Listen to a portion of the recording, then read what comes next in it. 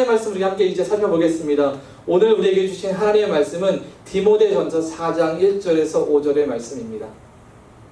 디모데전서 4장 1절에서 5절의 말씀 우리 함께 교독하도록 하겠습니다. 제가 먼저 읽겠습니다.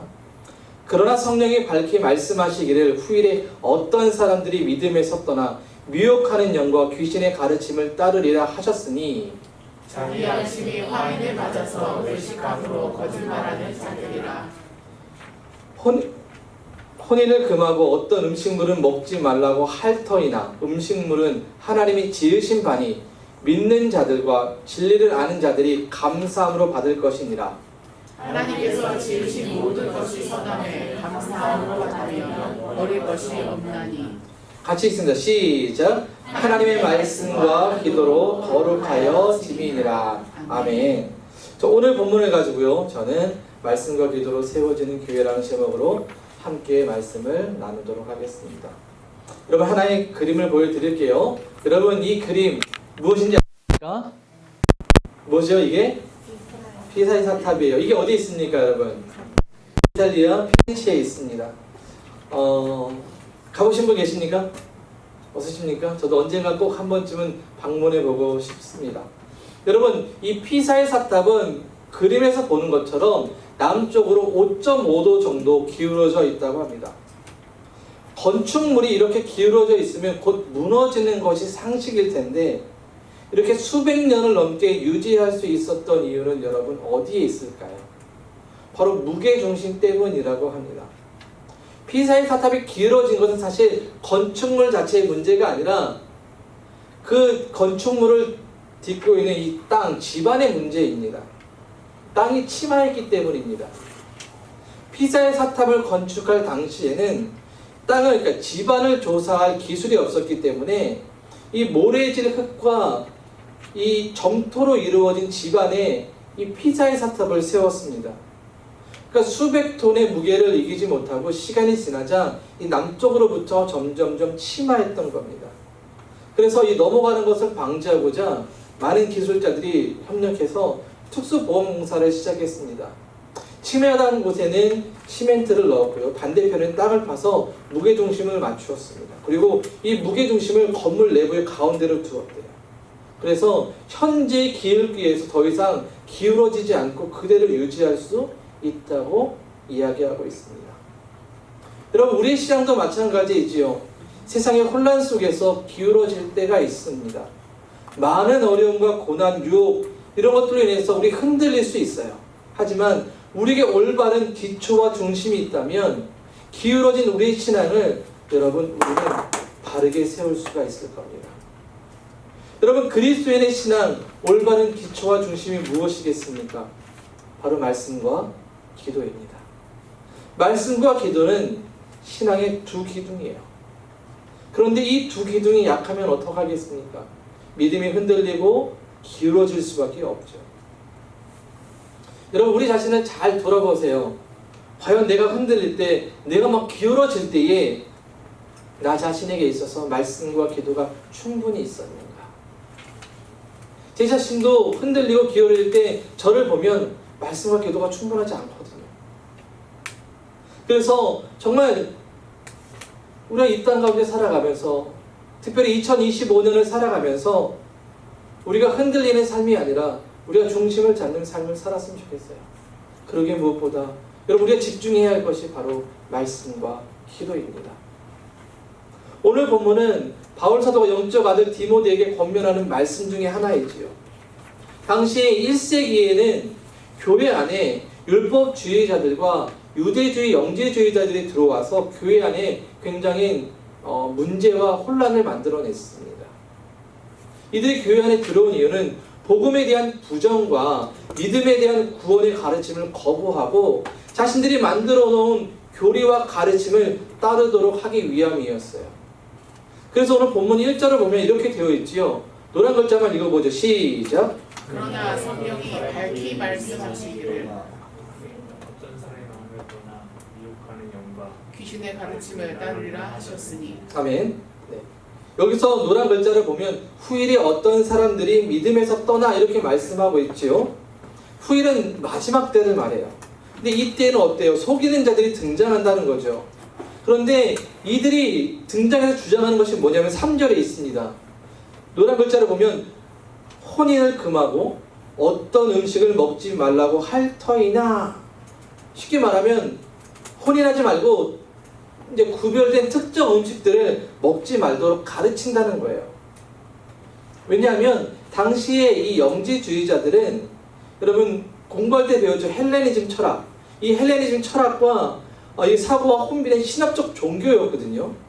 근데 그들이 이원론 사상을 주장했습니다. 쉽게 말하면 우리 육체는 악하고 영은 선하다고 보았어요. 그래서 이제는 육체적 삶과 세속적 창조물이 죄악이 되었습니다. 그러니까 금욕주의를 강조했던 거죠. 그것이 더럽고 죄악이 있으니까. 그리고 더 나아가서 바울 사도가 전했던 믿음과 말씀으로는 구원이 어렵다고 주장하면서 자신들이 이야기하는 계시적 지식이나 특별한 것을 통해서만이 구원을 얻을 수 있다고 주장했어요. 오늘 본문을 통해 말하면 이 거룩함으로 이르는 길이겠죠. 그런데 문제는 교회 안에 있던 그리스도인들이 이들이 전하는 가르침에 속기 시작했던 거예요. 신앙이 기울어지기 시작한 겁니다. 복음이 전부라고 가르쳤던 바울과 디모데의 교훈을 거부하고 상당수의 사람들이 여기에 따르기 시작했던 거예요. 그러니 어때요? 교회가 문제가 일어나고 믿음의 자리에서 떠나는 사람들이 생겨났던 겁니다. 그래서 사도 바울은 이런 잘못된 가르침에 대한 확실한 교훈을 주고 있는 거죠. 오늘 본문 4절입니다. 같이 읽어보죠. 시작. 하나님께서 지으신 모든 것이 선함에 감사함으로 받으면 버릴 것이 없나니. 아멘. 바울 사도가 뭐라고 말씀해요? 영지주의자들은 하나님의 창조의 선함을 부정하고 반대했다면 바울 사도는 틀렸다라고 말하고 있어요. 그러면서 하나님의 모든 창조물은 어때요? 선하다고 말씀하시죠. 창세기 1장에 가보면 하나님께서 천지를 창조하시고 뭐라고 말씀하셨습니까? 보기에 좋았더라 이렇게 말씀하시죠. 여기서 좋았더라라는 말은요, 그냥 보기에 좋았다, 예쁘다 이 말이 아니라 완벽하다라는 의미예요. 하나님의 의도대로 완벽하게 창조되었다는 의미입니다. 이 말은 다시 말하면 죄악이 없는 절대적 아름다운 완벽한 퍼펙트한 세상이었다는 거죠. 그런데 왜 세상이 악해지게 되었습니까? 바로 사람의 교만 때문이었습니다. 죄악 때문이었죠. 완벽한 그 에덴 동산에 죄가 들어가기 시작하는 것은 아담의 교만함 때문이었어요. 그러니 바울 사도 입장에서 볼 때에 금욕주의가, 그리고 음식을 거부하는 행위가 결코 우리를 구원에 이르도록 하지 못한다는 거예요. 하나님께서 만드신 것은 원래 그 자체로 선했습니다. 그런데 사람의 동기가 악해서 그래서 악하게 사용했기 때문에 죄악이 들어가게 됐던 거예요. 그러니 금욕주의가, 음식 율법을 지키는 것이 구원에 이르는 것, 거룩함에 이르는 것이 되지 않습니다. 그리스도인의 거룩함, 우리가 진정한 은혜를 누리며 사는 그것은 바로 하나님의 그 말씀 안에서 그 말씀을 따라 믿음 가지고 살아가는 것이에요. 그런데 이 본문을 보면 사실 오늘날 우리가 살아가는 세상과 별로 다르지 않은 것 같아요. 오늘날 교회를 들어가 보면 말씀보다 다른 것이 우선이 되고 집중될 때가 있습니다. 예를 들면 성공이 신앙의 척도라고 생각하죠. 열심히 교회 나와서 기도해서 우리 아들이 좋은 대학 가고 좋은 직장에 취직하고 좋은 배우자 만나면 그게 신앙에 성공한 거야 라고 생각하죠. 또 교회 안에서 만들어진 특정한 전통과 관습들, 이것이 교회를 거룩하게 만든다고 생각해요. 정말 우스운 이야기지만 한국에서 옛날 어떤 교회에서 이 그랜드 피아노를 강대상 위에 올릴 것인가 밑에 내릴 것인가를 두고 싸웠다는 이야기가 있죠. 갈랐다는 이야기가 있습니다. 그만큼 교회가 다른 것에 집중한다는 거예요. 그런 우리들에게 오늘 바울의 가르침은 우리에게 무엇보다 중요합니다. 바울은 그리스도인의 거룩함, 그것은 다른 것에 있지 않다고 말해요. 오직 말씀과 기도에 있다라고 강조하고 있잖아요. 5절을 보시죠. 같이 읽어봅니다. 시작. 하나님의 말씀과 기도로 거룩하여 줌이라. 아멘. 여러분, 이것이 우리가 무엇보다 확실하게 붙들어야 할 말씀이에요.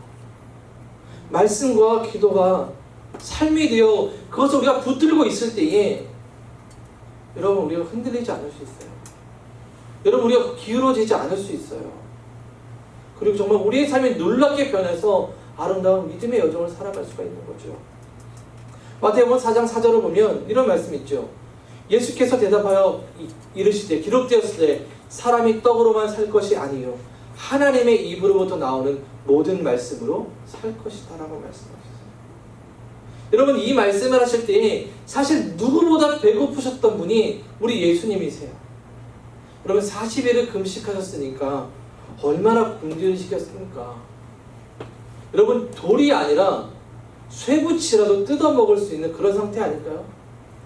여러분 며칠이나 금식해 보셨습니까? 저는 3일 금식도 힘들더라고요. 그럼에도 예수님을 유혹하고 흔드는 사탄을 예수님은 말씀으로 물리치셨어요. 왜 그렇습니까? 말씀에 힘이 있기 때문입니다. 여러분 말씀의 능력이 있기 때문에 그렇습니다. 세상은 물질을, 성공이 우리의 삶에 변화를 주고 힘을 준다고 이야기하죠. TV를 보아도 온통 그렇습니다. 드라마를 보아도 그렇고요. 예능을 보아도 전부 이런 이야기들 뿐입니다. 어떻게 하면 돈을 많이 벌 수 있을까? 그런 사람들 데려놓고 방식을 이야기하죠. 그러니 교회 안에도 이런 것이 당연시 되어지고 있어요. 삶의 목표가 온통 돈이고 성공입니다. 여러분 교회 안에서 우리 다음 세대 아이들에게 물어보세요. 뭐라고 대답하는지. 여러분 그 아이들 좋은 대학에 가야 되는 이유, 좋은 직장에 가야 되는 이유가 뭔지 압니까? 하나님의 영광이 아니에요. 돈 잘 벌고 잘 살기 위함이에요. 여러분 거룩함과 은혜라는 말이 등장하지 않아요. 이게 오늘날 현실이라는 거죠. 1세기 당시의 교회의 어려움이 그들만의 문제가 아니라 오늘날 우리 교회, 우리 자녀들의 문제일 수 있다는 겁니다. 정말 우리의 인생이 하나님 안에서 아름답게 빛이 나고 우리가 어떠한 상황에도 흔들림 없이 믿음의 삶, 거룩한 삶을 살아내고자 한다면 그럼 우리의 삶에 말씀과 기도가 있어야 해요. 바울은 디모데후서 3장 15절 이하에서 하나님의 말씀에 대해서 이렇게 가르치죠. 그 내용을 요약하면 이런 겁니다. 하나님의 말씀은 믿음을 통해 구원을 이루는 지혜를 우리에게 준대요. 그리고 교훈할 수 있는, 그래서 사람을 의롭게 세운다고 말하죠. 그래서 그 말씀을 붙들고 사는 사람은 이렇게 말합니다. 하나님의 사람으로 온전하게 되어 선한 일을 행할 능력을 갖추게 된다. 하나님의 온전한 사람, 선한 일을 행하는 사람, 그것이 오늘 본문에서 바로 거룩한 사람이에요. 이것이 무엇을 통해 이루어집니까? 바로 말씀을 통해서 이루어진다는 거죠. 여러분 사실 제가 요약했던 이 말씀은 교회를 어렸을 때부터 다녔으면 모두 알고 있는 말씀이고 암송하시는 말씀이겠죠. 그런데 여러분 우리가 그 말씀의 능력을 알면서도 그 말씀의 능력이 우리 가운데 나타나지 못하는 이유, 그것이 우리의 중심이 되지 못하는 이유는 무엇이겠습니까? 여러분 아침이 되면 가장 먼저 일어나서 하시는 일이 무엇입니까? 저는 제 자신을 어제 생각해 봤는데요. 저희 일주일은 대부분 보통 아침 5시 50분에 저는 기상을 합니다. 근데 이제 보통 화요일부터 금요일까지는 아침에 이제 아침 묵상을 해요. 묵상하고 기도하는 시간을 갖습니다. 가장 먼저 일어나면 이제 아이폰과 이제 핸드폰과 이제 패드를 들고 나가서 말씀 한 구절을 읽고 이제 음악을 틀어놓고 이제 기도하는 거죠. 근데 그 이후의 날들을 제가 보니까 월요일, 토요일은 이제 뭐 한 7시나 뭐 언저리 좀 일어났는데 일어나면 가장 먼저 하는 일이 핸드폰을 들고 화장실에 가는 거예요. 네, 요즘 화캉스라고 하죠. 화장실에 앉아서 네, 이제 뉴스를 쳐다보고 그 주말에 있었던 이제 스포츠 뉴스 뭐 제가 운동을 좋아하니까 쫙 쳐다봅니다. 손흥민이 과연 골을 넣는가, 이강인이 골을 넣는가 뭐 이런 거 쫙 살펴봅니다. 근데 만약 제가 기도 생활을 하지 않으면 저는 처음 아침부터 이 핸드폰으로 화캉스를 하면서 보고 있었을 것 같아요. 여러분 어떠세요? 많은 사람들이 가장 먼저 일어나면 아침에 핸드폰을 들고 SNS와 자신에 관한 소식과 이슈들을 살펴봅니다. 여러분 우리가 시간이 없어서 말씀을 가까이 하지 않는 것이 결코 아니에요. 이런 시간을 줄여서 말씀을 조금씩만 가까이 할 수 있다면 그 시간 조금씩 길어지고 누적될 때마다 우리는 조금씩 더 닮아가는, 하나님의 거룩함을 닮아가는 삶이 될 거예요. 시편 119편 105절의 말씀을 보면 우리에게 이렇게 교훈해 주죠. 같이 읽어봅니다. 시작. 주의 말씀은 내 발의 등이요 내 길의 빛이니이다. 여러분 말씀이 바로 이것이래요. 우리가 걸어가야 할 인생길, 정말 한 치 앞으로 알 수 없는, 우리 1분도 알 수 없잖아요. 그 1분도 알 수 없는 우리의 인생길을 걸어가게 하는 빛과 등대가 된다는 거죠. 여러분, 성경의 믿음의 사람들을 생각해 보십시오. 그들이 어떻게 살아왔는지, 그들이 무엇을 붙들고 살았습니까? 수많은 흔들림과 기울어짐 속에서 그들이 중심을 지킬 수 있었던 것은 다름 아닌 말씀이었다는 거죠. 여러분, 아브라함 어떻습니까? 75년의 인생, 제2의 인생을 시작했을 때에, 그 나중에 정말 100세의 아들을 얻고 그 믿음의 정상에 섰을 때에, 여러분, 그 흔들리는 그의 신앙을 잡아준 것이 무엇이었습니까? 하나님의 약속이었어요. 말씀이었다는 거죠. 그 말씀을 붙들었을 때에 그가 믿음의 정상에 설 수가 있었던 겁니다. 더 나아가 한 사람을 더 생각해보면 여호수아가 있겠죠. 모세를 이어 이제 그 남자만 60만, 약 200만 명이나 되는 그 수많은 사람들을 이끌고 가나안 땅에 이제 들어가야 해요. 얼마나 여러분 흔들림이 있겠습니까? 얼마나 두려웠겠습니까? 여러분, 우리가 이민 생활을 첫 발을 디뎠을 때 어때요? 얼마나 두려웠습니까? 우리 자녀들 데리고 오는데 이 아이들을 잘 키워야 되는데 두려웠잖아요. 그런데 뭐 여호수아에게 있어서는 수백만의 사람이 아닙니까? 그런 그가 가나안 정복 전쟁을 승리를 이끌었던 그것은 바로 말씀이었죠. 모세를 보내고 난 뒤에 하나님께서 여호수아를 부르셔서 말씀하셨잖아요. 야, 두려워하지 말라. 각오 담대하라. 네가 주여의 말씀을 지키면 어디로 가든지 형통할 거야. 너는 승리할 거라고 하나님 말씀을 주셨어요. 그 말씀을 붙들고 요단강을 넘어 여리고성을 점령하고 가나안 땅을 얻었습니다. 그리고 여호수아가 기업으로 얻은 곳이 딥나세라예요. 에브라임 산지에 있었던, 여러분, 그곳은 상당히 있고 가나안 신을 섬겼던 그곳이었습니다. 그곳에서 여호수아는 여호와의 신앙의 중심으로 살아가요. 그리고 그곳에서 생애를 마무리하죠.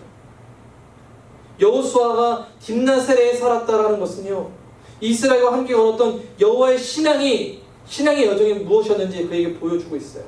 하나님 백성의 말씀을 따라 살아가는 삶이 이렇게 세상을 바꿀 수 있구나 라는 것을 보여주는 거예요. 죄악의 땅도 말씀을 따라 살아가는 그리스도를 통해 아름다운 곳이 거룩한 곳으로 변화될 수 있다는 것을 보여주는 겁니다. 여러분, 우리가 말씀을 따라 살아갈 때에 우리 자체만 좋아지는 것이 아니라 여러분의 가정, 우리의 주변, 우리의 교회까지 놀라운 변화가 일어난다는 것이죠. 거룩한 꽃을 우리는 피우게 될 겁니다. 자, 뿐만 아니라 말씀과 함께 기도가 우리에게도 필요하죠. 신앙의 두 개 중 하나가 기도잖아요. 기도는 하나님을 인정하는 행위입니다. 하나님께 감사와 찬양을 드리는 행위예요. 그래서 오늘 본문 4절을 보면, 자, 같이 읽어봅니다. 시작. 하나님께서 지은 모든 것이 선함에 감사함으로 받으면 버릴 것이 없나니. 아멘. 이 말씀은 하나님의 창조 행위를 인정하며 그분이 선하시다고 고백하는 거예요. 여러분, 그래서 기도는 바로 이거죠. 우리가 하나님의 의도를 이해하고 그분의 선하신 목적에 동참할 수가 있는 겁니다. 여러분, 기도는요, 단순히 식사 때 먹을 것을 위해 사용되는 게 아니에요. 기도는 단순히 물질적 대상을 바라는 것이 아니에요. 기도는 하나님 향한 은혜와 사랑 가운데 감사의 표현이고 그분의 뜻을 이루며 순종하기 위해 하는 거죠. 그래서 주기도 보면 이런 말씀이 있지 않습니까? 뜻이 하늘에서 이루어진 것 같이 땅에서도 이루어질 것이다. 여러분, 우리가 기도할 때에 바로 하나님의 의도와 목적, 뜻을 알게 되는 거예요. 그 뜻에 순종할 수 있는 힘을 우리가 얻게 되는 것이죠. 여러분, 예수님께서 십자가에 달려 돌아가시기 전날 밤에 겟세마네 동산에 기도하시죠. 그때 그 내용들을 쭉 살펴보면 어떻습니까? 내가 죽게 되었으니 그 마음의 심이 상하여서 우리 하나님께 3번이나 기도했어요. 하나님, 이 잔을 거두어주십시오. 하지만 하나님의 뜻은 이 예수를 통해 구원을 이루는 것이었습니다. 그리고 그 하나님의 뜻에 기도하면 어때요? 당당히 걸어가죠. 자, 가자. 나를 잡을 자가 저기 왔다. 라고 당당히 예수님 걸어 나가셨습니다.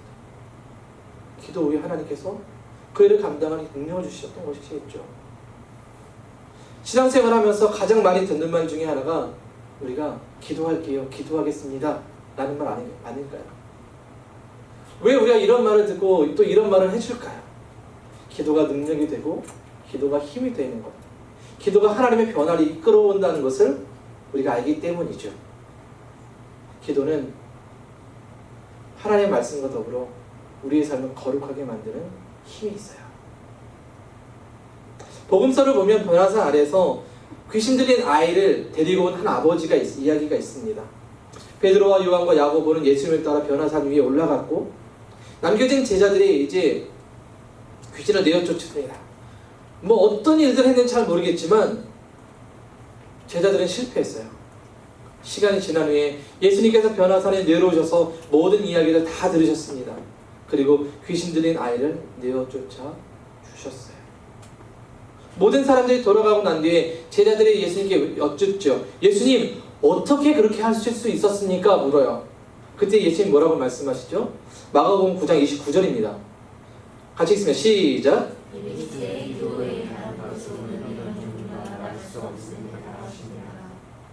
무엇으로만 된다고요? 기도 외에는. 기도만이 능력이라는 것이죠.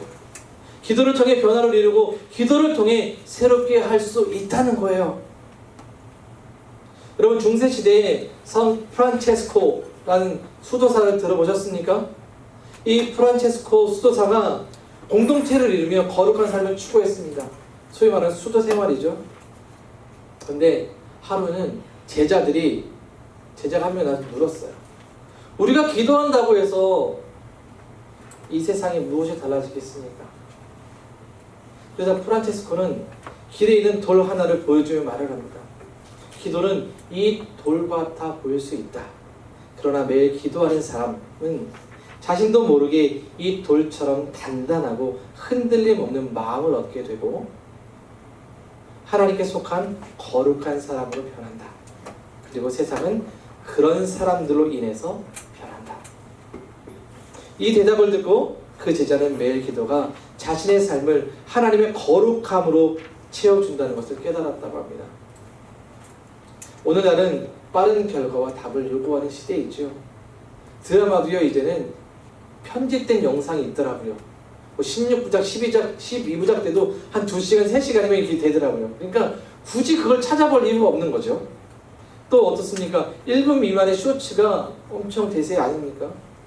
이런 속도 전쟁 속에서 오랜 기간 기도해야 하고 어쩌면 응답이 더딘 것 같은 기도가 불편하고 시간 낭비인 것처럼 보일 수도 있어요. 하지만 여러분, 기도는 우리의 삶을 정결하게 하고 하나님의 목적을 이루는 일이 됩니다. 변화가 느릴 수 있지만 기도가 더해지고 더해질수록 그 힘은 엄청납니다.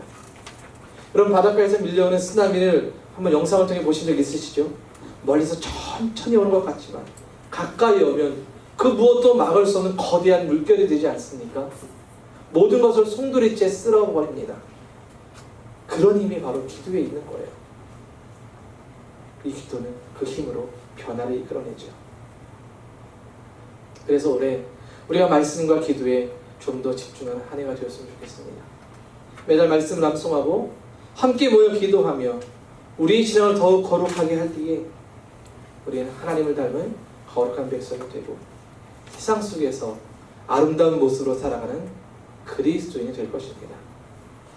이 거룩함을 따라 살아가는 그리스도인들에게 바울 사도는 우리가 읽진 않았지만 이 4장 밑으로 내려가면 8절에서 이렇게 말씀했어요. 같이 읽습니다. 시작. 경고는 범사에 유익하니 금생과 내생의 약속이니라. 얼마나 놀라운 축복입니까? 우리가 경건의 훈련을 통해 주님의 거룩함을 닮아가면 금생과 내생의 약속이 있다. 이 말씀 얼마나 우리에게 축복입니까? 한 가지 이야기를 하고 마무리하도록 하겠습니다. 어떤 목사님이 제가 영상을 보다가 이 책에 대해 소개를 받고 이 책을 좀 찾아보았습니다. 참 우리에게 주는 시사적 교훈이 있습니다. 이 책의 이름은 꽃들에게 희망이라는 책이죠. 이 책을 보면 삶의 의미를 찾아가는 두 애벌레의 여정을 담고 있어요. 그래서 이 안에서 진정한 변화와 희망이 있는 이야기입니다. 두 애벌레가 등장하는데 첫 번째 애벌레는 줄무늬라는 애벌레예요. 세상에 처음 나와서 이제 잎을 먹으면서 살아갑니다. 그런데 어느 날 단조로운 삶에 만족하지 못하고 더 나은 무언가를 찾고자 길을 떠나요. 길을 가다가 보니까 커다란 이 애벌레의 기둥을 발견한 거예요. 수많은 애벌레가 서로 밟고 밟으며 꼭대기를 올라가려고 막 하고 있습니다. 줄무늬 애벌레는 보니까 저 기둥 꼭대기에는 무언가 특별한 것이 있을 거다라고 생각하고 열심히 올라갑니다. 올라가는 도중에 노랑이라는 애벌레를 만나요. 그래서 이 중간쯤에서 한참 시간을 보내면서 굳이 내가 저 위에 올라갈 이유가 있을까? 이런 생각을 하다가 아니야, 그래도 한번 올라가야지 하고 또 올라갑니다. 그런데 노랑이는 내려가요. 노랑이는 이 내려와서 나비를 만나고 진정한 변화는 이 애벌레 꼭대기에 올라가는 것이 아니라 애벌레의 모습에서 누에 고치 번데기를 거쳐 나비로 변하는 것임을 깨달아요. 노랑 애벌레는 번데기가 되는 용기를 내어서 나비로 변신을 하죠. 근데 반면에 이제 중간에 갈라진 줄무늬 애벌레는 천신만고 끝에 기둥 꼭대기에 도착을 했습니다. 그런데 가보니 거기는 아무것도 없었던 거예요. 실망한 줄무늬 애벌레는 아래로 내려와서 보니까 그 애벌레 기둥이 하나만 있었던 것이 아니라 수십 개가 있었던 걸 발견한 거죠. 그러던 중에 나비가 된 노랑이를 발견합니다. 만나요. 줄무늬는 노랑이를 통해서 진정한 변화와 희망이 무엇인지를 깨닫고 자신도 번데기를 거쳐 나비가 되죠. 여러분 아시지만 애벌레가 번데기가 되어서 나비가 되는 과정은 시간이 필요해요. 안에서 아름답게 만들어 가자는 과정이 필요하죠. 하지만 그 과정을 기다리고 또 기다리면 결국 애벌레의 작은 몸이 아름다운 날개를 만들어내고 하늘 높이 날아오르며 새로운 변화와 희망을 갖고 살아갈 수가 있습니다. 하나님의 백성으로 선택되어 이곳에 모인 우리들이 꿈꾸는 삶은 무엇입니까? 어떤 변화와 희망을 보고 있으십니까? 우리 인생이 하나님 앞에서 거룩해지고 삶의 여정이 아름답게 변하기 위해서는 말씀과 기도라는 누에고치, 이 번데기의 과정을 거쳐야 합니다. 말씀과 기도가 한 겹 한 겹 쌓아져서 물론 이 시간이 느리고 귀찮고 힘들 수 있겠지요. 그러나 이것이 한 겹 한 겹 쌓아지고 이 과정을 견디고 더할 때에 여러분 우리 인생의 믿음의 날개는 아름답게 만들어지게 될 거예요. 나비처럼 결국 헐헐 날며 하나님께서 주신 소망을 보며 거룩함 가운데 영원한 약속을 누리게 될 것입니다. 사랑하는 여러분, 2025년도 우리가 말씀과 기도를 통해서 우리가 더욱 새로워지고 어떤 기울어짐 속에서도 굳건하게 중심을 잡을 수 있기를 바랍니다. 그래서 하나님의 선하신 목적을 깨닫고 거룩함을 따라 은혜를 누리는 우리 모두가 될 수 있기를 주님의 이름으로 축원드립니다.